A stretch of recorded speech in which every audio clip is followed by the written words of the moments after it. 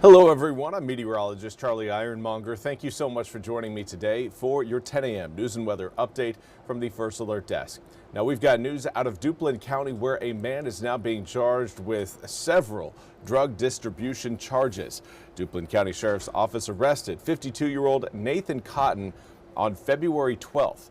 Now he was arrested on warrants for the following charges: 2 counts of manufacturing a Schedule II controlled substance, 2 counts of selling a Schedule II controlled substance, 2 counts of delivering a Schedule II controlled substance, 2 counts of possession with intent to manufacture, sell, and deliver a Schedule II controlled substance, methamphetamine, 4 counts of maintaining a vehicle, dwelling, or place for a controlled substance, 8 counts of trafficking methamphetamine, and possession of drug paraphernalia. Now, Cotton was taken to the Duplin County Jail and is facing a $300,000 bond. And now again, we want to turn our attention to the ongoing search for Nancy Guthrie. NBC's Liz Kreutz has more from Arizona. This morning, new questions about the timing of those chilling surveillance images of a masked suspect outside Nancy Guthrie's home on the morning she disappeared. 2 law enforcement sources familiar with the investigation tell NBC News that this image was actually captured on an earlier date than the other ones, indicating the suspect may have come to Nancy's home prior to the night of her abduction. The surveillance images were first shared 2 weeks ago by FBI Director Kash Patel, who said they were from the morning of Nancy's disappearance on February 1st. But unlike in these images, in the image in question, the suspect does not appear to be wearing a backpack or that unique gun holster, and the background also appears to be darker. A spokesperson for the FBI declined to comment about the timing of the photo, but Pima County Sheriff Chris Nanos did respond, telling NBC News in a phone call overnight that the timeline of the images are still under investigation. It is all speculative if for someone to suggest that that photo is from a different day. That's all it is speculation. We understand the thinking behind it, but right now we have no evidence to suggest that that occurred that day or days before. The sheriff acknowledges that there are differences in how the suspect is dressed in the photos, but says the images uncovered from Nancy's doorbell camera did not provide any dates or timestamps. We cannot tell you it's a different day. We don't know that. It's still under investigation. Over the course of the investigation, authorities have asked neighbors for surveillance footage going back all the way to January 1st, a full month before the kidnapping. On Monday, a man with the volunteer relief group, the Cajun Navy, arrived at Nancy's home, offering search resources and a message of support for Savannah and her family. I'd let them know that, all of America knows what's going on, and we care. We care about the family. And again, that was Liz Kreutz reporting.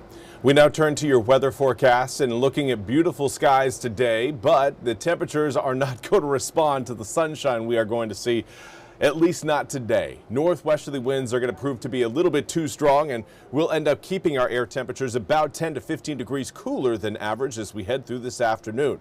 Now, today we will be a little bit warmer than where we were yesterday, but it's going to be to the point where we're probably not going to notice. 36 degrees right now in Grifton.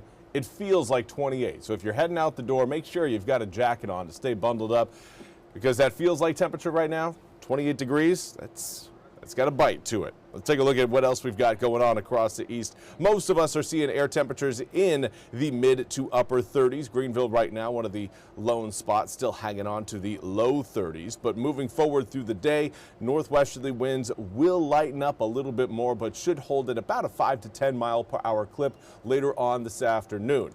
That will be enough to keep our temps from getting too hot later on today. Lots of sunshine, yes, but that west-northwesterly wind, it's going to keep our temps in that mid to upper 40s. Now, later on at night, well, maybe not at night, later on this afternoon, we will see those winds shift more out of the southwest, and that will prompt a little bit more of a warm-up coming up from today into tomorrow. So if you are hopeful for some warmer weather, Wednesday, tomorrow, we are looking at just that, warmer conditions. But today, not going to be warm by any stretch of the imagination. It is going to be a chilly one. Here's kind of a look at an incoming cold front that's going to try to work its way through and into eastern North Carolina. I don't think that cold air is going to make a full push into the east, so air temperatures not going to be impacted too much by that cold front. We will see cloud cover and a chance of maybe a few sprinkles out there. But on Thursday, specifically Thursday night into Friday, we will get more of that rain you're seeing further back towards the west moving across eastern North Carolina. It will be clear by the weekend, but coming up for Thursday and Friday, it is going to be wet and air temperatures will come down a bit, going from the mid-60s Thursday to the mid-50s by Friday, and then we gradually warm back up as we head through the upcoming weekend. Right now, Saturday and Sunday looking partly to mostly sunny, and at this point, partly to mostly dry. Well, that's all we have time for today's 10 a.m. News and Weather Update from the First Alert Desk. I want to thank you all so much for joining me. We'll be back with more news and weather coming up at the top of the hour. Until then, have a fantastic rest of your Tuesday. We'll see you back here coming up at 11.